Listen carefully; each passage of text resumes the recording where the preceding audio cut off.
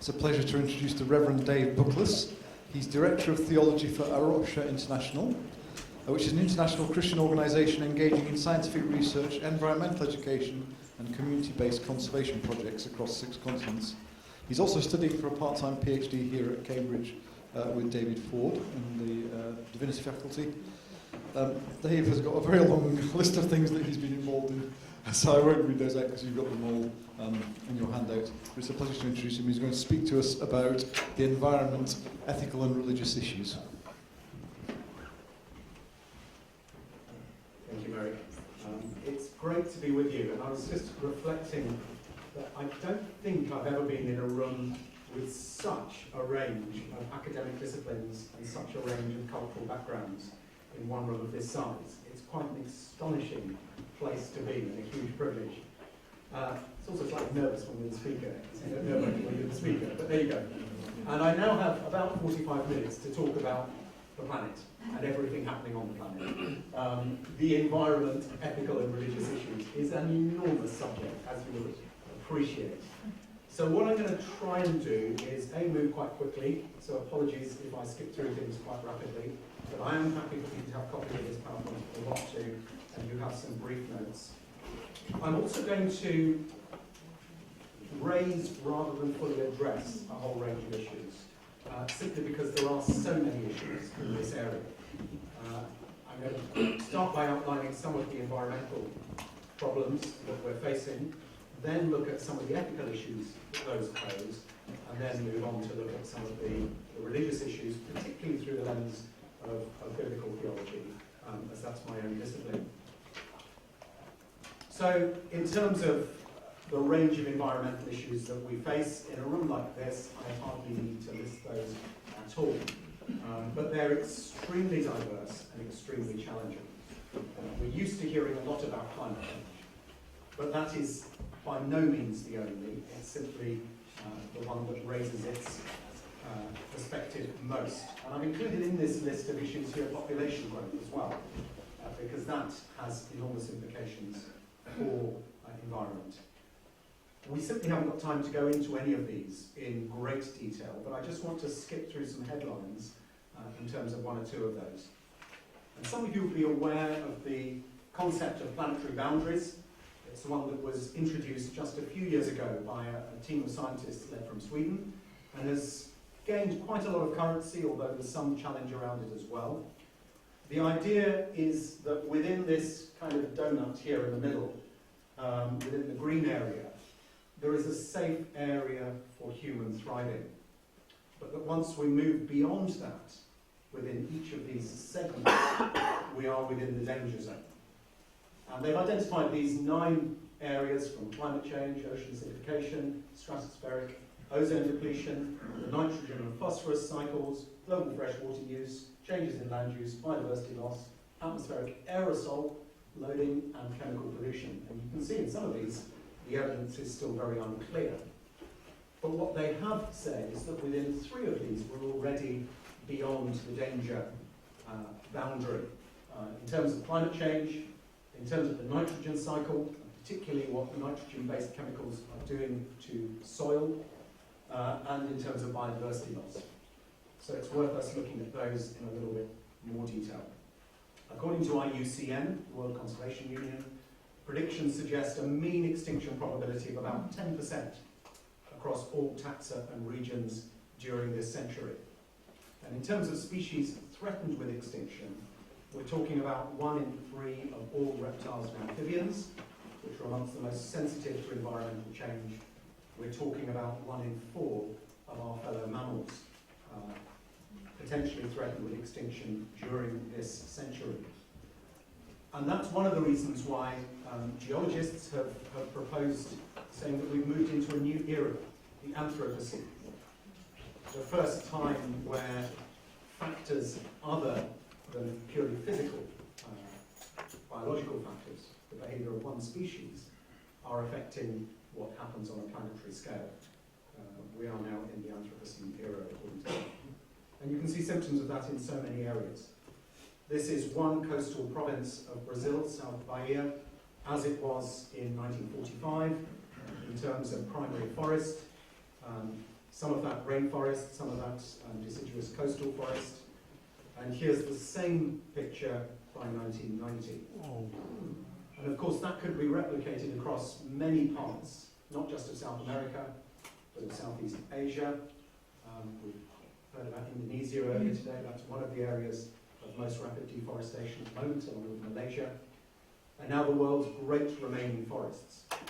The remaining forests of Central Africa and the temperate forests of Siberia, increasingly being used by Chinese industry. But before people start saying, well, it's Chinese industry that's the problem, who is the market for Chinese industries? Of course, the rest of the world. These are global issues. In terms of climate change, I'm sure we have a diversity of views here in this room. I was just talking to somebody from Zambia, talking there about how farmers are noticing changes in the seasons there, and that's a story we hear right around the world. That we used to know with this number of seasons, and they would change at this time of year. Now we don't know. And rather than global warming or climate change, perhaps climate chaos is the most appropriate term to use. But the graph I'm using here is from the British Met Office's Hadley Centre for Climate Prediction and Research, and is comparing on the red line the actual records that we have of temperature change over the last 150 or so years with the computer model simulations, and because it's a whole range of computer models, they're a band rather than a line, of what we know of purely physical factors and what they will do.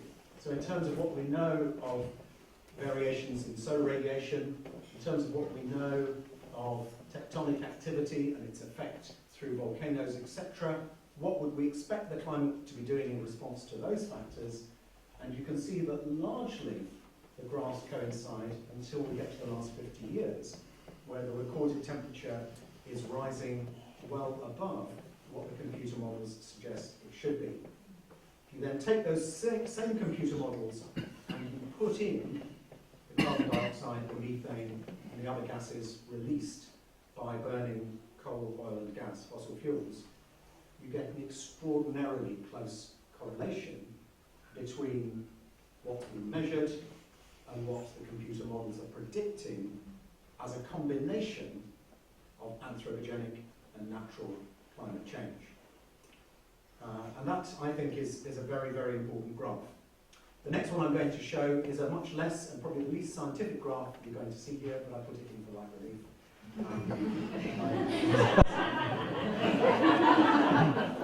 Nevertheless, it's showing up.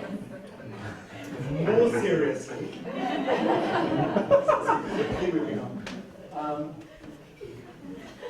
in terms of the Intergovernmental Panel on Climate Change's latest forecasts of what might be happening, most scientists seem agreed that we are now unable to prevent a greater than 2 degree rise in temperature in terms of global average.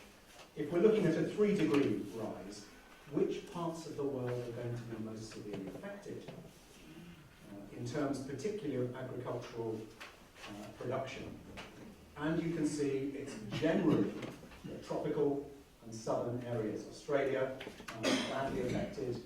Many of the most populated and the most economically deprived parts of the world are amongst those who will be most severely affected in the medium term. This is by 2050.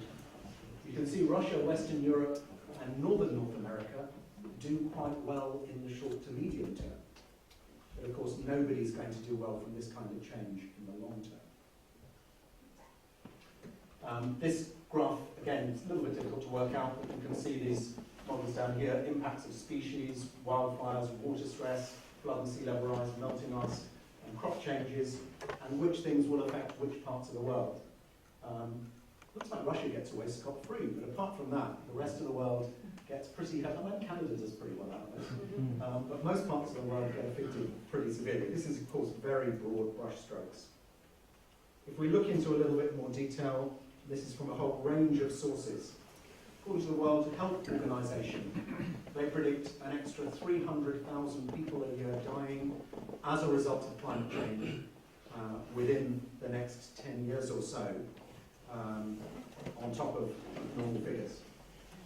The UN High Commission on Refugees predicts a minimum of 200 million environmental refugees by the middle of this century. And the UN's figures, of course, for refugees only include people who crossed a state boundary. They don't include internally displaced people, those who headed to the nearest city, those who moved from one region within the country to another. So we're talking about mass migration on a scale the world has never seen before. According to an article in a recent issue of Nature, we're talking about heat waves becoming much more frequent and much more intense in many parts of the world. And at the same time, we're talking about extreme drought, which currently affects about 2% of the planet's land surface area, rising to about 10% of the land surface area. And then in terms of biodiversity, potentially up to 1 million species faced with extinction during this century. All of those very, very broad brushstrokes. One interesting factor is to look at cities on coasts. You may be aware that the world's population, more than 50% of the world's population now live in cities. And interestingly, nearly 50% of the world's population live on coasts. And those two factors make many people hugely vulnerable to a changing climate. These are annual figures of cost for some of the world's big cities in terms of dealing with floods by 2050. And heading up the list by miles is Guangzhou in China, $13.2 billion per year, the cost of dealing with floods there. No wonder that China is taking climate change extremely seriously and is now a world leader, for instance, in carbon capture and storage. But you can see many other cities, and this is just the top 10. Every coastal city will be affected in some way. And then, of course, there's the issue of our global economic dependence on fossil fuels, and the fact that although stocks of coal may last for up to 300 years, it's reckoned at current usage levels, in terms of gas and oil, which of course power most of our forms of transport, we haven't got anything like that. And the whole discussion about when we reach or have reached peak oil is a very important one here. Many people believe we already have. And certainly all the discussions going on about fracturing, about fracking, in terms of reaching hard to reach and different forms of gas and oil are all related to the fact that the easy to get at stuff has gone. So we are talking about Arctic oil, we're talking about tar sands, we're talking about fracking now, and all the risks that may come with those. So that's it in terms of my broad sweep of some of the environmental issues. You can question me on some of those, but I'll probably pass on many of them, because I'm very reliant on other people's data for most of these. What I want to do is very briefly put those in the context of some of the bigger issues. I believe what we're seeing with the environmental issues at the moment is the shaking of one pillar that's part of what are often called the 3 pillars of sustainability, of sustainable development: the social, the environmental, and the economic. And I want to suggest that actually all 3 of these are being undermined and are shaking, and the environmental is at the root of quite a lot of that. We all know that the world's been going through some massive economic contortions in recent years. And underlying that is the simple issue of consumption and of a system that is based on unending, increasing economic growth on a finite planet. This extraordinary quotation from a retail analyst in the US in 1955, talking about how America was to rebuild its economy in the post-war years. I think, in a sense, this stands for what has been happening globally. Our enormously productive economy demands that we make consumption our way of life, that we convert the buying and use of goods into rituals, that we seek our spiritual satisfaction, our ego satisfaction in consumption. We need things consumed, burned up, and discarded at an ever-increasing rate. Note the religious language. Spiritual satisfaction, rituals. Where are our modern cathedrals? They're the shopping malls that we see ramping up in cities around the world. And the economic crash that happened in 2008, 2009 is paralleled by what we're doing in natural systems. And the Prince of Wales here in the UK drew that out very clearly. Just as our banking sector is struggling with its debts, so nature's life support systems are failing to cope with the debts we've built up there too. We don't face up to this, nature, the biggest bank of all, could go bust. And no amount of quantitative easing will revive it.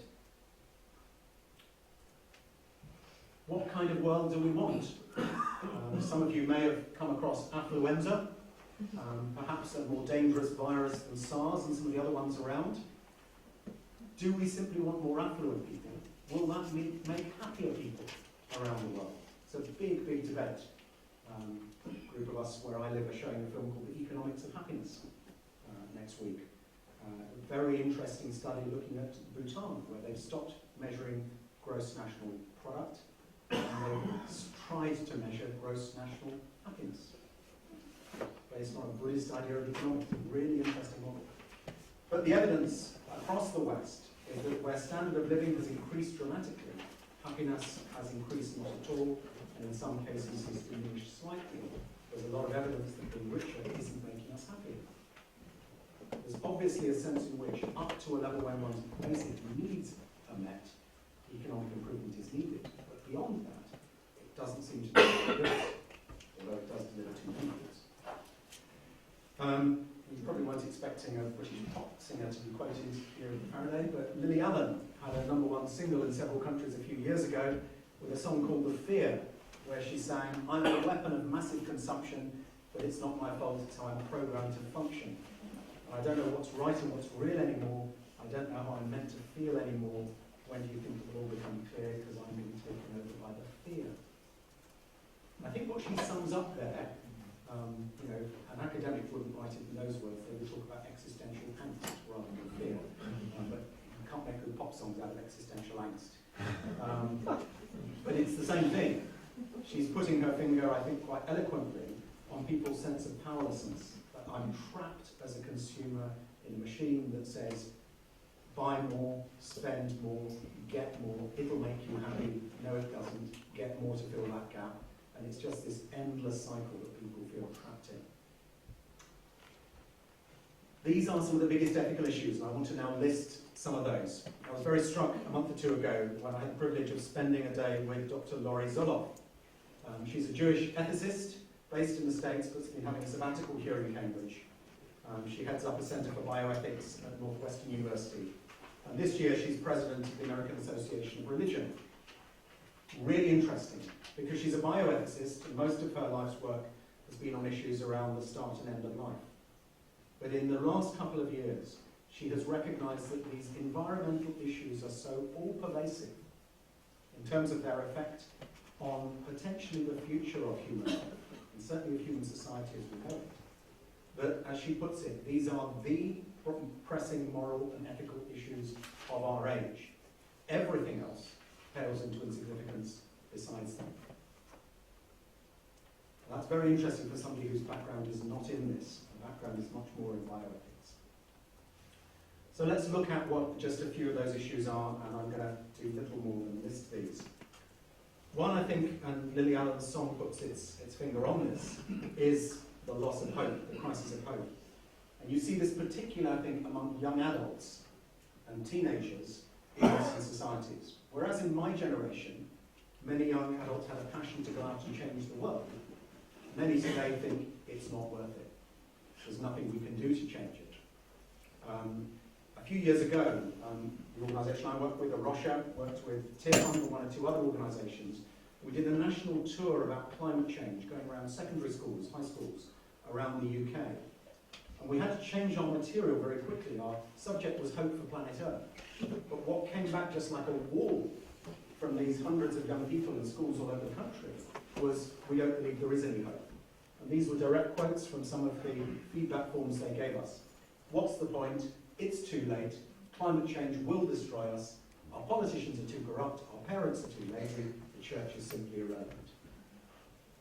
And that's, I believe, where millions of young people in the West are today.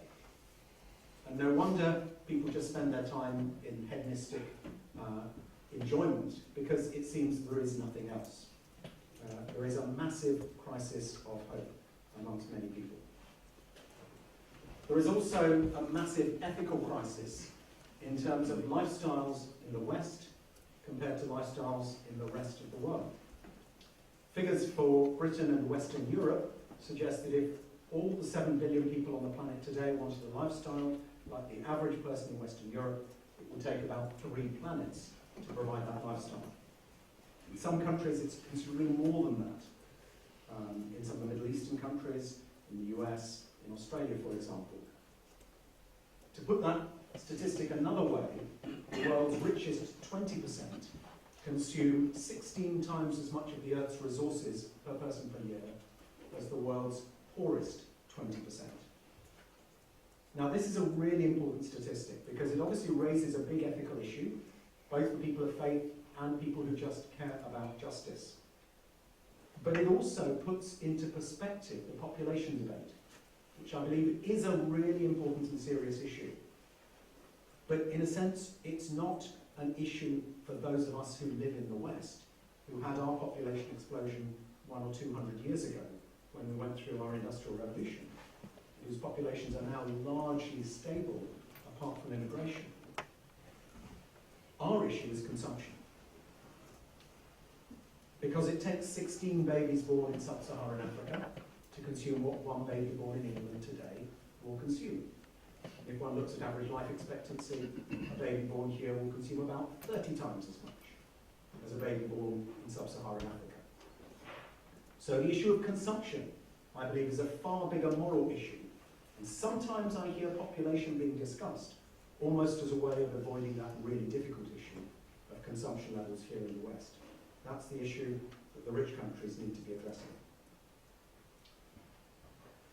There is also a massive crisis in terms of food supply coming up over the next decades, and there are different solutions being proposed as how we go about that. Obviously, population growth, which experts suggest is going to stabilise somewhere around 9 to 10 billion people around the middle of this century, means that there are more mouths to feed. But in the last few years, there's been less food planted in many parts of the world, certainly in the developed nations, because of a move towards biofuels. And there's a really ethical issue there. Should biofuels be grown on good agricultural land, or should they only be grown on marginal land? Climate change means that there's less food being harvested. There's a very interesting theory that one of the biggest reasons for the war that's going on in Syria and Iraq now, and for the whole Arab Spring that happened across North Africa, was the collapse in food prices, the spike in food prices as a result of the heat wave that happened in Russia that year. Those environmental factors and the supply of food are having a massive effect, not just on food security, but on security in many parts of the world. Feeding in, quite literally, to this crisis on food is the issue of meat. Now, I'm not myself a vegetarian, although as a family we believe that it's right that we cut down our meat consumption drastically in recent years. In the West, most of us eat more meat than is good for us in terms of our health. And the amount of meat being consumed in the West, in India and China, is increasing rapidly. And meat production leads to deforestation. It also leads to a far greater use of grain than simply eating vegetarian food. So whether or not one chooses to be vegetarian, one can at least choose to reduce one's meat consumption. And then there's the massive issue of food waste.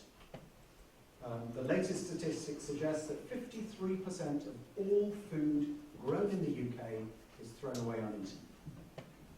Now that's a combination of what's rejected by the supermarkets at the beginning of the food chain, what's thrown out in restaurants, or because it's gone beyond its artificial sell-by date, and what is thrown away domestically, where people simply buy food that they never finish. So there are massive issues about how we're going to feed the world, but they're not just a case of we need more food. And the best evidence is that they're also not a case of we need more large-scale industrial farms. Because the long-term effects of massive inputs, largely from fossil fuels, into the soil required by large-scale farming suggests that the damage in terms of long-term results and food supplies is much greater than the short-term benefits. The green revolution in many places is turning into a green disaster. And the UN suggests that the way forward in terms of food is much more re-emphasis on small-scale subsistence farming. High input in terms of human effort, much less input in terms of chemicals.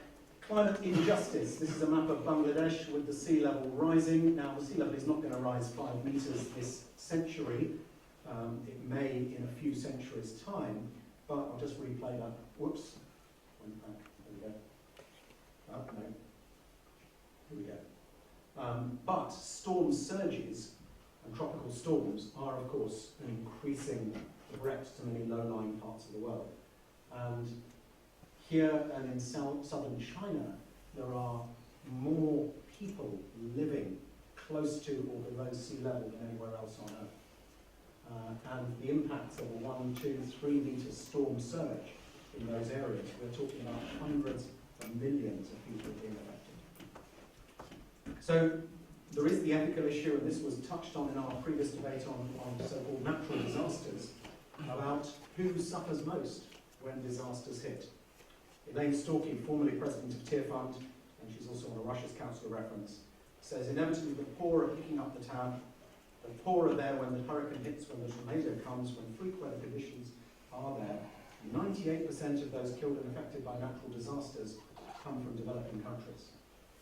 A few years back, there were tropical storms that hit Florida and hit Myanmar, Burma, in the same month.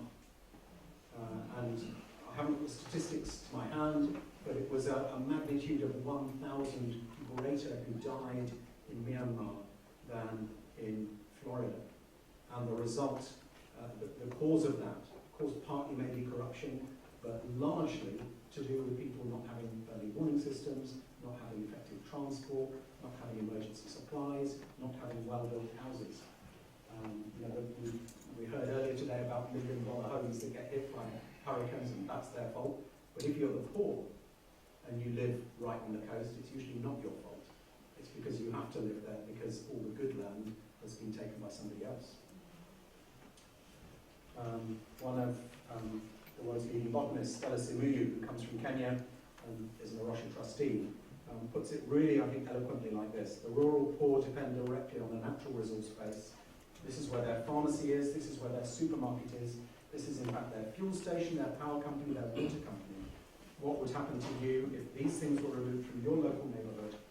Therefore, we really cannot afford not to invest in environmental conservation.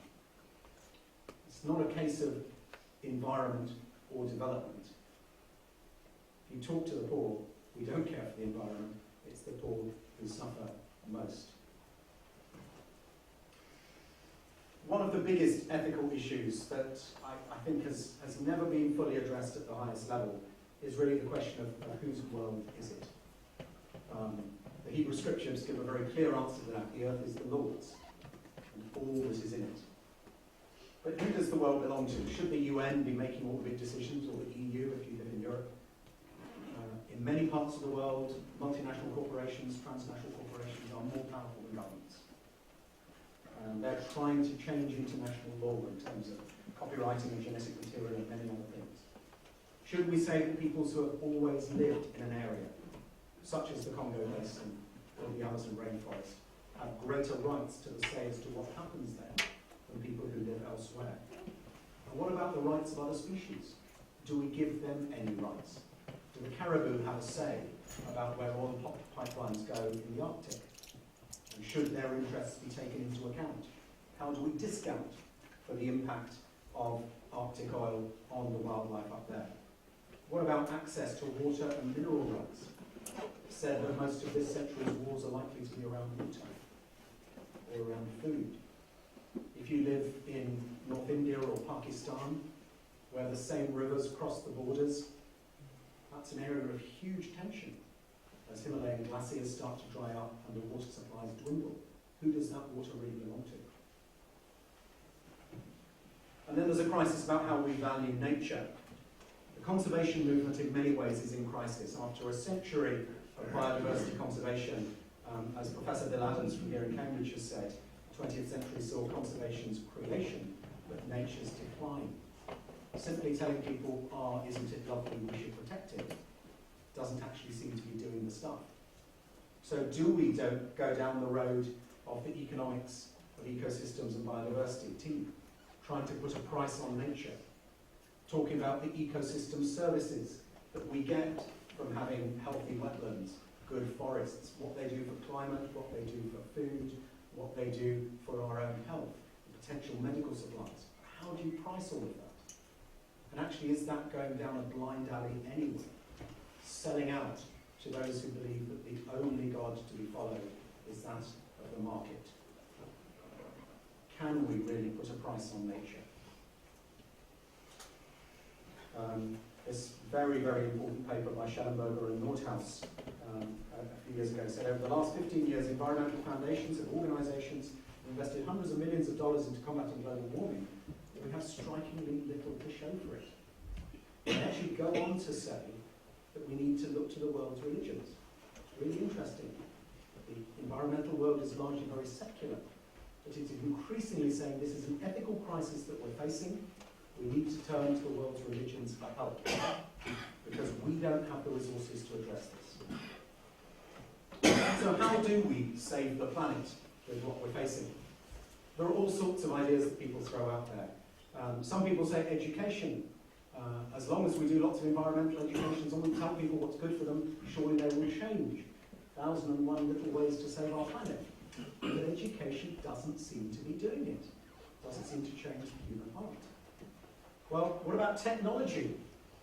Many people are putting their faith in that. 10 technologies to save the planet. Some people think that we can invent lots of magic sponges that will soak up carbon dioxide. And lots of other things. Some people even say, well, technology can take us to another planet once we destroy this one. But is that kind of technocentrism ever going to achieve it? Now, I'm not rubbishing education or rubbishing technology. They're really important tools in the toolkit. But are they going to save the planet? Or do we need an economic revolution? Tim Jackson's book, Prosperity Without Growth, is a really interesting manifesto for that. But is that on its own going to do it? Or do we need strong leadership? Here's Arnie saying, save the planet or else. Do we need somebody who's going to stand up and take the world by the scruff of the neck and drag us into living more sustainably? Some people thought Obama was going to do that, but he seems to have been held up by various other concerns. Or is the beauty of nature going to be what persuades us to say the David Attenborough approach to caring for creation? Well, these are all candidates: education, technology, economic revolution, strong leadership, conservation. But are any of them actually going to save the planet? How about a couple of more radical solutions? Eliminate religion.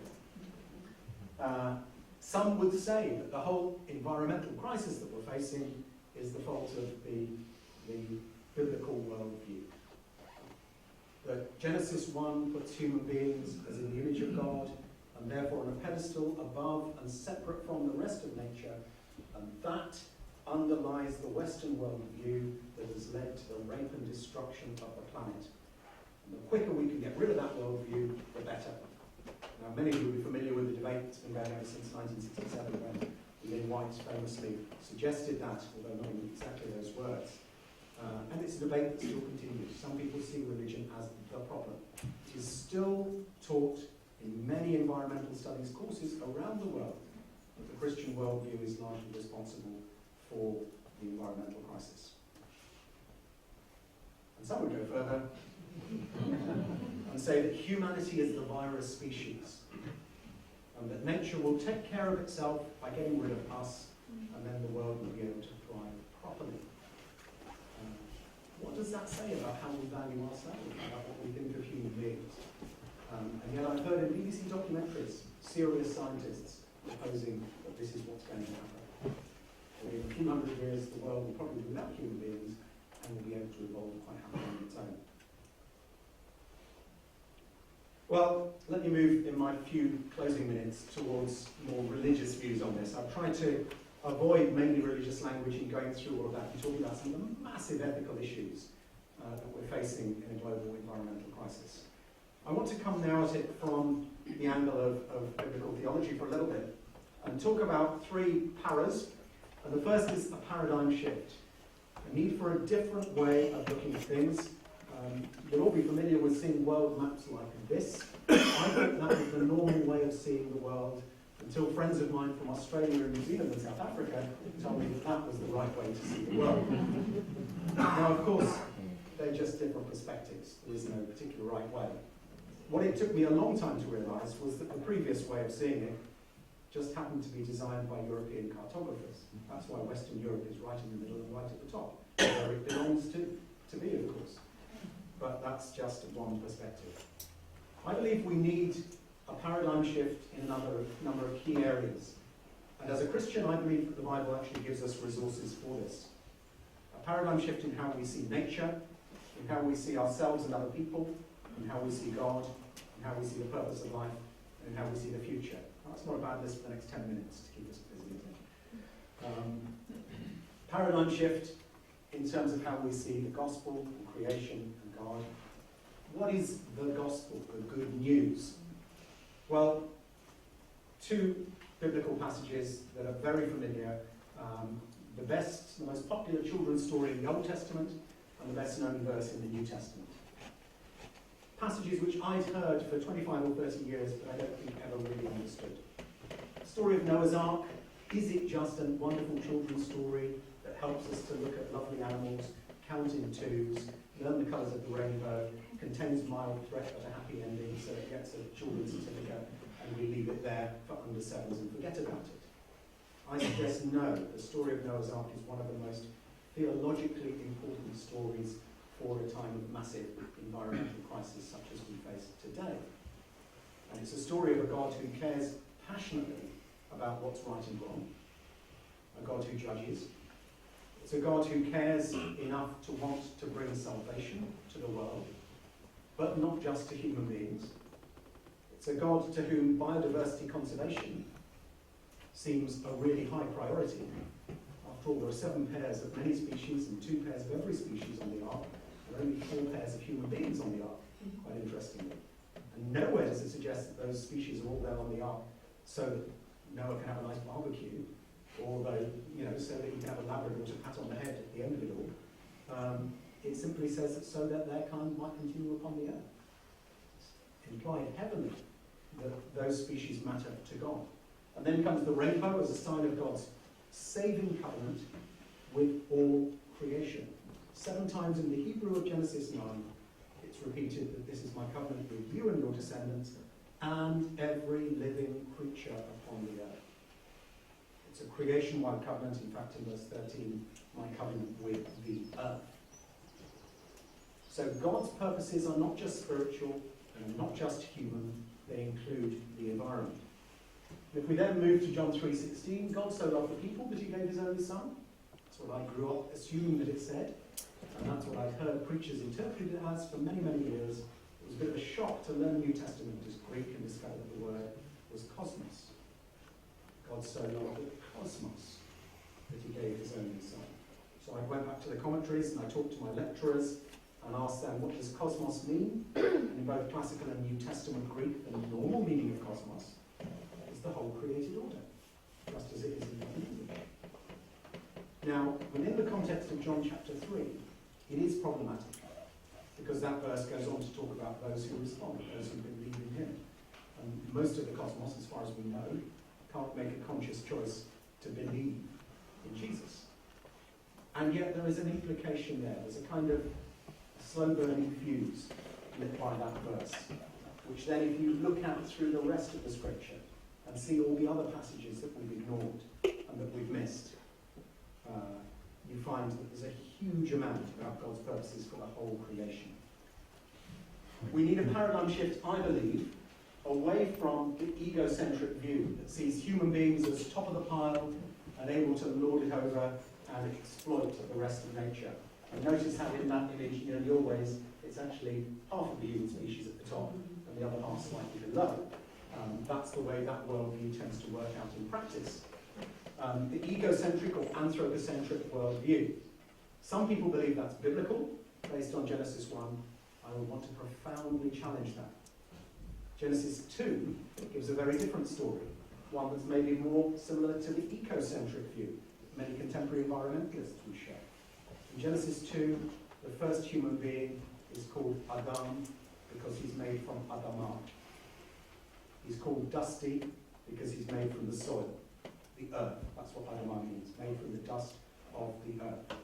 And it's a much more ecocentric view. We need to somehow hold those two together in terms of our look at the scriptures. You'll find if you look through the biblical accounts of creation, and there are 7 or 8 in the Old Testament, that there are more that make humanity seem to be part of creation, and less where human beings are actually called apart as separate within creation. But both views are there, and supremely, a biblical worldview is neither egocentric nor ecocentric, but is theocentric. It's all God's. It's all made for God's. The purpose of human existence is God. Paul puts it in Colossians 1, all things were made by and for Christ. And human beings, we do have a special role. And if you put Genesis 1 and 2 together, that role is to be stewards and servants of creation, to tend and to keep the garden. Not that we're the bottom of the pile, but we're, in a sense, to use a biologist's term, we're a keystone species. We're one on which a lot of this depends. That means we're not the virus species, although we can behave like that when we get it wrong. But we have a key role within God's purposes in terms of caring for the rest of biodiversity. Genesis 1 can actually be read as, I make you male and female in my image so that you might rule over the beasts of the field, the birds of the air, and the fish of the sea. It's a job description rather than a privilege. I'm going to skip through some of this because I'm running short on time. This really just is an illustration of the dualistic worldview that is actually non-biblical, but many Christians have taken from Greek philosophy and tried to squeeze the Bible into. The idea that somehow spiritual things are better than material things, that the next world is more important than this world. If you take that to its logical conclusion, not only environment, but medicine, poverty, sport, culture, arts, politics, they don't really matter. All that matters is winning souls and sending them to heaven. It's not Jesus' worldview. It's not a worldview you find within the scriptures. It's a worldview taken from Platonic dualism, and we need to show it up for what it is. This is a picture taken in Nairobi, where 70 to 80% of the population attend church regularly. Jesus Christ is the Lord on the wall of a church building. And yet I found Kenyan church leaders saying to me, well, if that's the case, why do we still face such corruption? Why do we still face such tribalism? Why there's such inequality between rich and poor? Why have we got so many environmental problems? And it's actually that dualistic worldview that we preached what the missionaries told us to preach in general, which is get saved, you get your ticket to heaven, now go and get some other people saved. Of course, I'm stereotyping, but it's a dangerous worldview. And what I was hearing from Kenyan church leaders was if Jesus Christ is to be Lord at all, then Jesus Christ must be Lord of all. Here's the same photo in context. You see in the middle, Jesus Christ is the Lord, but look at the context. Downtown Nairobi, 2007. The Lordship of Christ must affect all of that. Business life, tribalism, corruption, environment, poverty, etc. Here's perhaps a more biblical worldview. We've got 3 overlapping circles of church, human community, and non-human creation.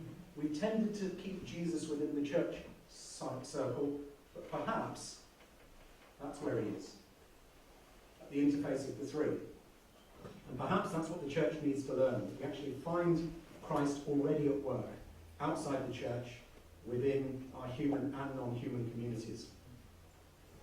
So, paradigm shift, a major change in the way we think. And then paradox.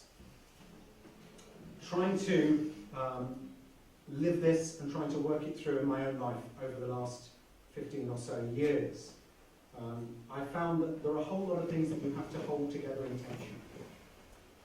But at the same time as the material transformation that's needed if our lifestyles are to become more sustainable, which my wife and I began when we had our first child, and we decided we weren't going to use disposable nappies. We were going to use washable nappies, or diapers, for those of you who are from the other side of the Atlantic. But that needs to go along with a spiritual transformation as well. I found, for instance, that if I just try and do lots of environmental things because they're the right thing to do, I become a bit like the Pharisees who Jesus criticised so much. There's nothing worse than an eco-Pharisee. But if I see this as worship, it's different. So now when I'm doing the recycling, or when I'm hanging out the washing on the line rather than putting it in the machine, I try and pray while I do it and turn it into an act of worship.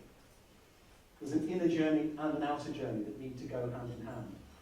There's a personal journey, but you need fellow pilgrims if you're going to change your lifestyle in a culture that is going 100% in the opposite direction. There's a combination between the locally rooted and the globally concerned. I work for an international organisation and I travel quite a lot. But if I'm not involved in trying to live this out where I live, then my words become empty very, very quickly. Journey of suffering, journey of hope. Those two things go hand in hand. Some of the choices that we make if we choose to live more sustainably hurt. Some of them are hard work. Some of them are costly, in economic or in other terms. And yet, as we choose to live that way, I find that we actually live in hope in lots of ways. And then another tension between the now and the not yet, and that any student of biblical eschatology will be familiar with. The kingdom of God is here, but only in tiny bits at the moment. Much is still to come. Hope is not about what's going to happen tomorrow, although we can see seedlings, small signs of hope in the tomorrow. It's about what's going to happen fundamentally when Christ returns. But living in the light of that means changing how we live now. And then my third paradigm, we've had paradigms, we've had paradoxes, and then parables. Changing the myths we live by. It's a phrase used by Rowan Williams, the former Archbishop of Canterbury. And by myths, he doesn't mean stories that aren't true, made-up stories. He means the foundational stories on which our culture is built. This applies to whatever faith or whatever worldview you have. We somehow need to look at those stories and say, do they fit the reality of a world that is changing? Or do we need to actually put those stories slightly differently? And let me illustrate that. Two books that are stories for the new era that we face. One, Dr. Seuss, The Lorax. If you haven't read it, it's great fun, or you can actually see the film as well. Go and read it. What happens in a world where all the trees are chopped down? It's written as a children's storybook, like the best children's storybooks found. You want something a bit heavier? I never know how to pronounce it. Earth with 2 A's, by Bill McKibben. Talking about what it is to live on a different planet. Because the planet we live on now is different from the one we were born in. New stories for a new era, and there are others. And what about revisiting old stories? Looking to the scriptures, and this applies if you're not a Christian to whatever scriptures you follow as well. To say, what do they say? If we look at those with questions we've never asked before. And for me, that led on looking right through the Christian Bible, right through the Old and New Testaments, to find a narrative of hope for the whole creation, God's purposes for all creation. Led on to the writing of my book, Planet-Wise, which is in the other room if you're interested. Looking at creation under these great headings, seeing that God's purposes, the non-human as well as the human, are there at every stage. Or a couple of other very familiar biblical stories. The story of Joseph as a story of food security and climate refugees, where Joseph says to God, I cannot do it, but God will give the answer. We can't save the planet on our own. Where Joseph says, the food from the 7 good years should be held in reserve. A story about living within limits. And all the countries came to Egypt to buy grain. A story about thinking globally and acting locally. About welcoming those who don't have resources. The Joseph story has a lot to say for a climate changed world. But what about the story that's often called the story of the prodigal son, or the story of the forgiving father? The story of prodigal people on a precious planet. And the key to understanding this is to recognise that the word the living, the son wants the inheritance, the living of the father now. He wants what's going to be his one day now. But the word that's used for the living is ton beyond. It's the biosphere. That's the living that ultimately belongs to God, that God chooses to share with us. So it's a story about a God who creates and loves and shares, and loses and longs and welcomes back. About people lost in self-indulgence and self-righteousness, yet open to grace. About place, the planet and its resources, as a living held in sacred trust. I could carry on and on. But we need to find expressions of this in practice as well. And I'm running out of time now. I'm just going to whistle through these. Two stories of examples. One is Arosha, the organisation I work with. The other is the Transition Network. And if you've not heard of it, I've put the website on the handout. Do Google it. The Transition Network is it's a secular-based organisation. People of all faiths and none. It's about local communities dealing with the issues of people and climate change. By taking responsibility at a local level to saying, what can we do here? Often involves initially showing films that help challenge and change people's imagination, and then get people talking and sharing their ideas. And it leads on to food growing and all sorts of things. It's a great movement. Arosha, which means the rock in Portuguese, is a Christian response to this. I got involved when I was a minister in a church in a multiracial part of West London, and we came up with a vision and belief from God for making the urban desert blue, combining environmental renewal and community transformation. We're changing an area of 90-odd acres of derelict land belonging to the local government into a park and nature reserve, and seeing that as a symbol of what we could be doing across the planet. So it's an area called Minette, and this is what it looked like back in 1999, 2000, just before we began work there, an area that in a sense symbolised what we've done to so much of the planet. From the middle of the Pacific Ocean, where you can find islands of floating bits of plastic, to the Arctic, to every city that any of us have been to. And then the during, a process of 2 or 3 years where we worked with the landowners, and we worked with community groups of all kinds, Muslim young offenders, Sikh scout groups, Christians from local churches, atheist environmentalists, trying to get the local community involved in cleaning up the land, in replanting it, and then in opening it as a new park for local people. And it became a parable, it became an important story of hope for that community, and it continues there as Arosha is still involved in helping the local council manage that land, and every year thousands of school children visit that. It could involve, in a mega city like Bangalore, with a population of over 10 million, but right on the edge of a national park where there are wild elephants. It could involve dealing with the issue of how humans and elephants can live alongside each other or near to each other in a world like this. That's where Arosha is focusing some of its work.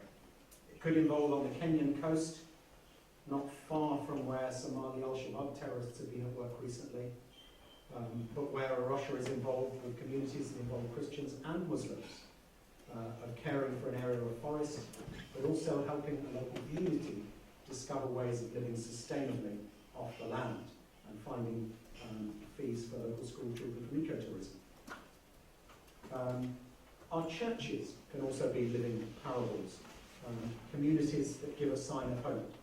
And one of the things Arosha is involved in, is now working in a number of countries around the world, is a thing called the Eco-Congregation Scheme. Again, the link's on the website. That helps churches look at their spiritual life, their buildings and plants and resources, and at their mission locally and globally in terms of God's care for all creation. And I want to finish with a story of hope. I grew up in India, and I've retained a penchant for Bollywood movies. I love nothing better than a cheesy Bollywood movie. One of my favourites is called Salame-Ishq. Like all Bollywood movies, it's a romance. In this case, there are 6 couples whose stories kind of interweave throughout the film. And one of the characters is a Delhi taxi driver who is still single, although he's in his late 30s. And his family have been pressurising him into an arranged marriage. And he keeps saying, one day, in my taxi, I won't do the accent, one day I'm going to drive up to the airport in Delhi, and this beautiful woman is going to walk out, and I give her a lift in my taxi, and we fall in love, and I get married. And everybody just laughs at him and says, don't be stupid, that sort of thing never happens. And he says, no, it's a fact of future truth. that line just stuck with me, because to me that's the best definition of biblical hope that I've ever come across. It's a fact of future truth. Sometimes the evidence now points the opposite way, and life is not a Bollywood movie. Of course, in the Bollywood movie it all comes true, but the biblical hope in Christ is the fact of future truth, that in Christ we can be sure of the future, of the renewal of all things, that Christ will make all things new. And that doesn't mean we just sit back and wait for him to do it. That is our motivation for acting now. And the closing verse from Habakkuk: the earth will be filled with the knowledge of the glory of the Lord as the waters cover the sea. Not the people, the earth will be filled with the knowledge of the glory of the Lord as the waters cover the sea. Okay, I've gone a bit over time, but we've maybe got a few minutes for questions, I think.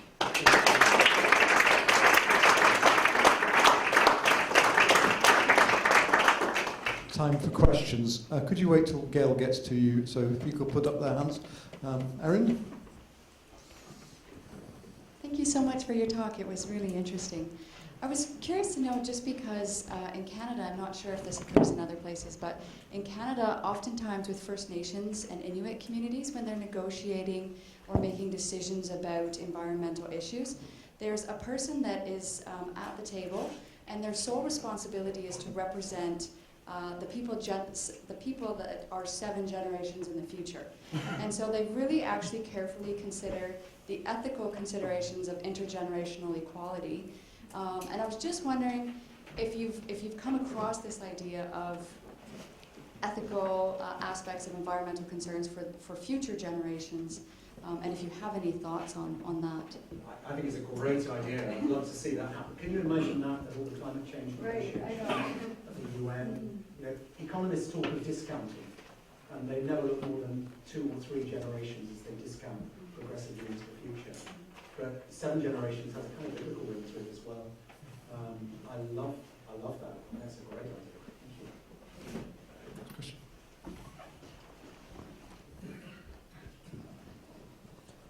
Thank you very much for a wonderful, timely talk. Humankind has allowed desires to rule us. I think it is time that we learn to rule our desires. And this idea of a paradigm change and these common homilies which need to be changed, I think is very, very important. And if you permit me, this is my visiting card, and it doesn't introduce me, it introduces what I would like to stand for the change, calling it envisioning the future of humankind, advocating brotherhood of humankind, citizens of one world, needing one set of laws, rules and values, while respecting cultural diversity and plurality. March of technology is driving us towards globalization, but our political, social and economic institutions have not kept pace. A paradigm shift in our thinking and actions is essential.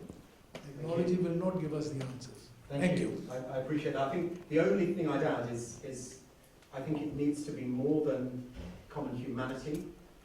We need to recognise that the other creatures that we share this world with are part of that as well, and that we have a responsibility to all species. Thank you.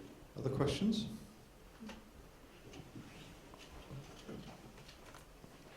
Yeah, thank you. That was a really good talk.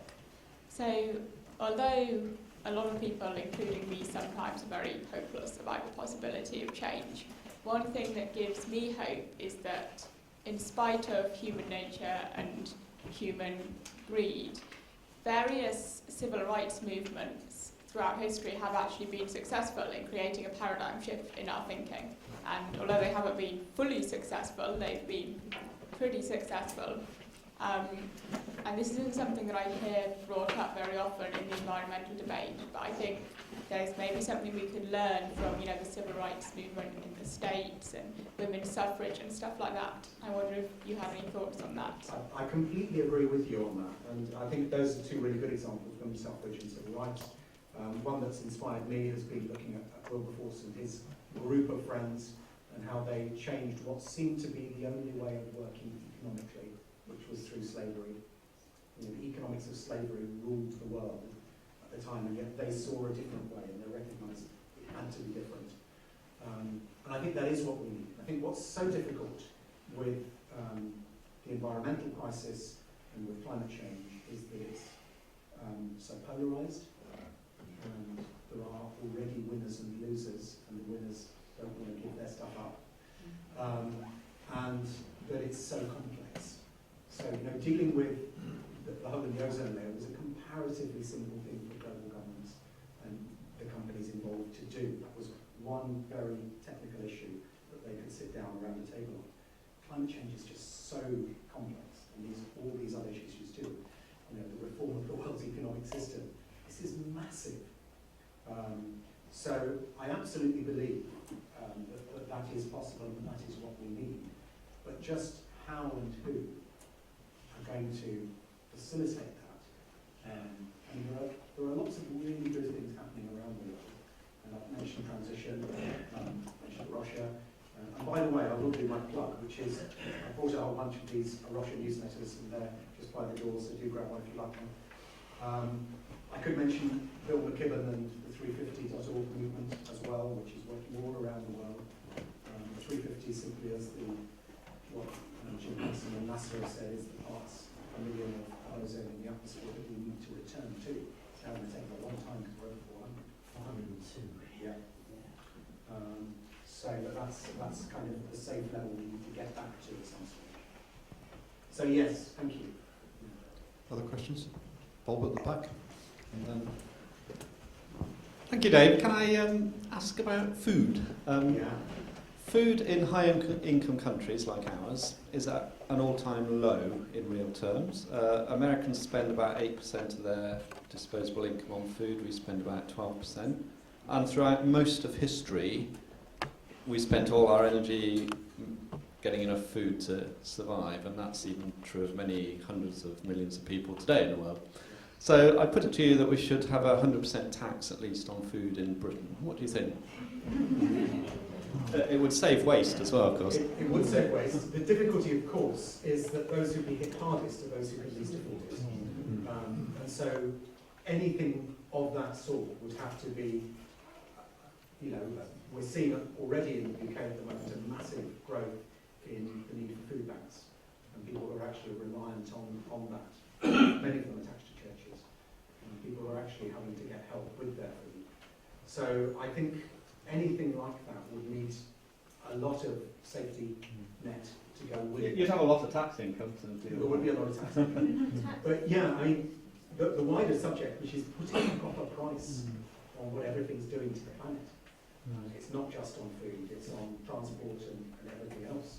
But if we actually price in the true environmental cost of everything, then it would make a massive difference. And perhaps our economic system would work if we actually paid for what we're going to do with it. did you have a question? Yes. Yeah, keep your hand up so that Gail can spot you. That'd be great. I wonder if you could say a little more about the relationship between resource depletion and war.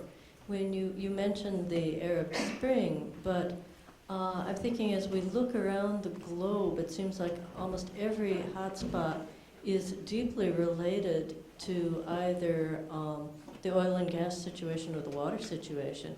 If you consider Ukraine, for example, we think these might be ancient animosity between Ukrainians and Russians, but it seems more to be about controlling Black Sea oil and the pipelines through the Ukraine to Europe.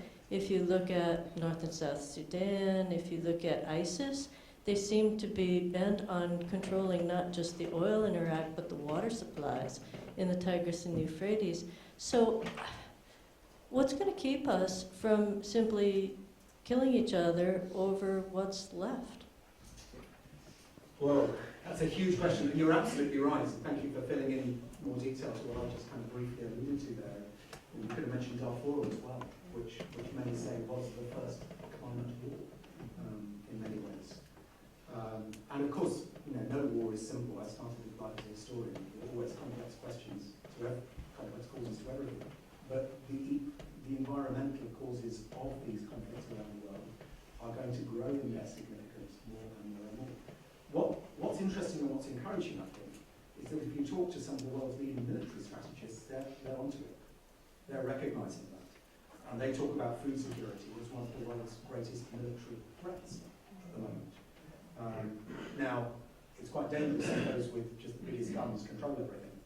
And, I'm speaking, this is opening up another whole can of worms, but a demilitarisation of much of what we've got around the world. I mean, when have weapons ever achieved anything? And maybe we need some, but we certainly don't need the kind of level of arms that we've got around the world at the moment. And the environmental cost of those as well, and what happens when people start using them. Whether it's Saddam setting on fire the oil fields or whatever. So these things this is what makes it so complex, going back to that earlier question. It is so interrelated with a whole lot of different issues. But I'm encouraged that military and political strategists are recognising that the old order has changed and that the environmental factors really are very significant in a lot of these issues. It hasn't filtered through, I think, to the way people vote and the way people, how can a voting system based on changing everything every 4 or 5 years cope with the scale of what we're doing? There's another huge ethical question. How can you have democracy with all climate change? But that's what.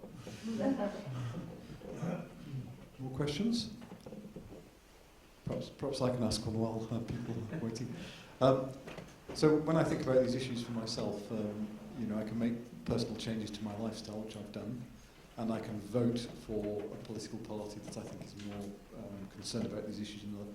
But what I don't see where I can bear much influence is that they've got these global multinational corporations, and they seem to be completely out of anybody's control. And I wonder whether you had any thoughts about, you can influence governments through voting if you're in a democracy, you can influence your personal lifestyle, but these corporations seem to operate outside any control largely, as far as I can work out. I think you're right, and I think there are 2 ways I would suggest that we can do things. Firstly, corporations have boards, and a lot of the biggest corporations include board members who would call themselves committed Christians. And there are churches amongst the countries that some of us come from where some of these board members sit there, and aren't they hearing about this in the teaching they're getting in their churches?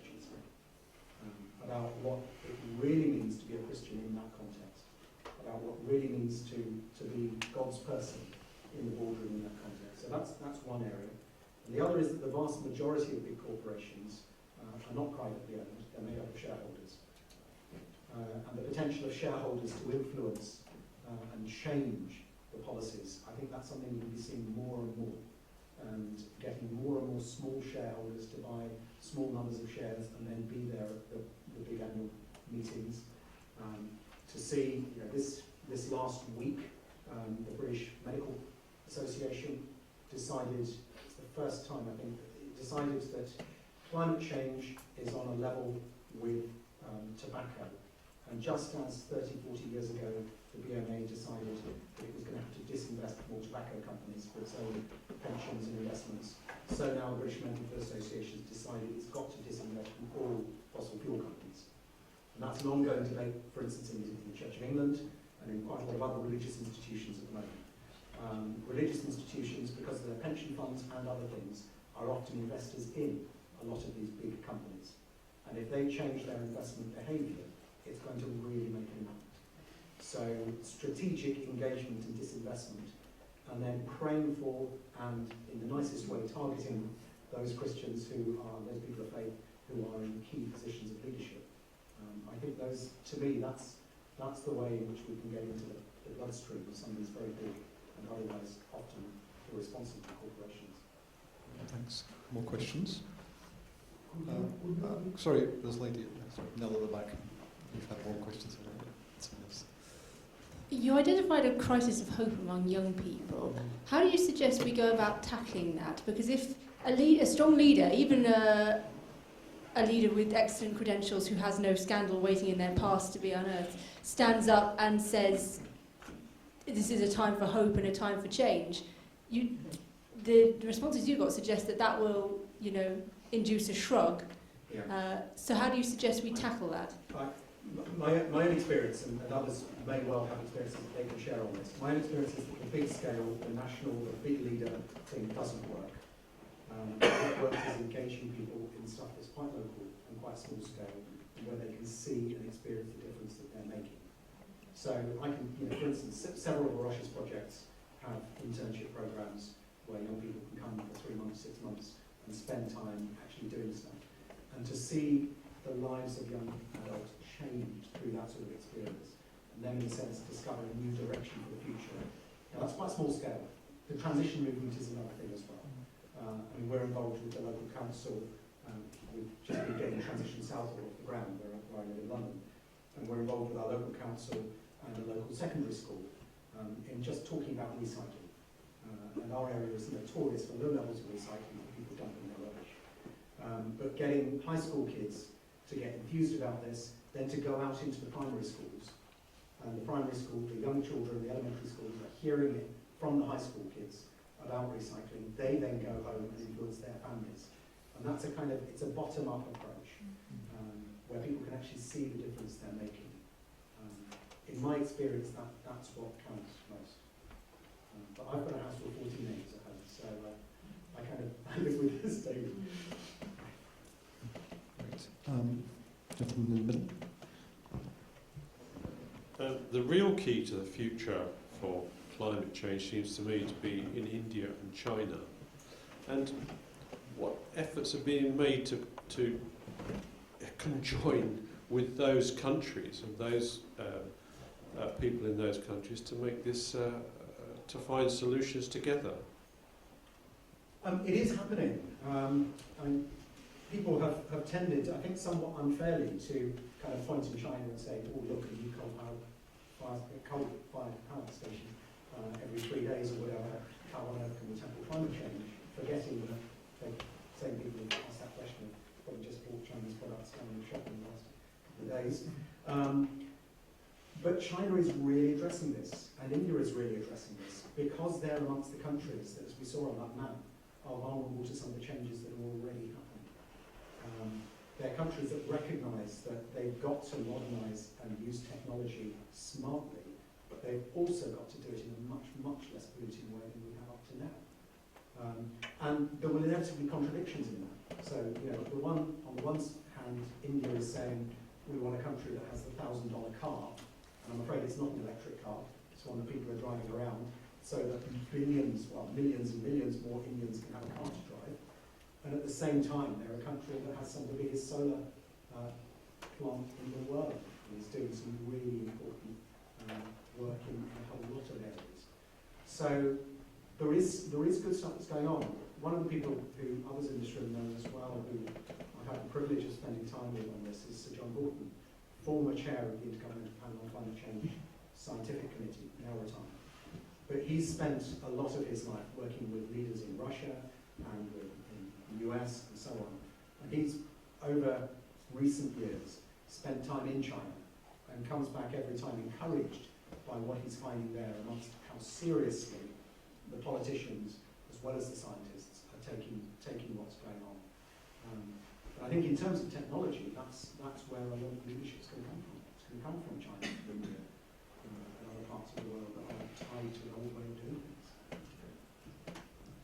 Great. I think we'll draw the questioning to a close there because we need to move on. Let's thank Dave again for a good lecture.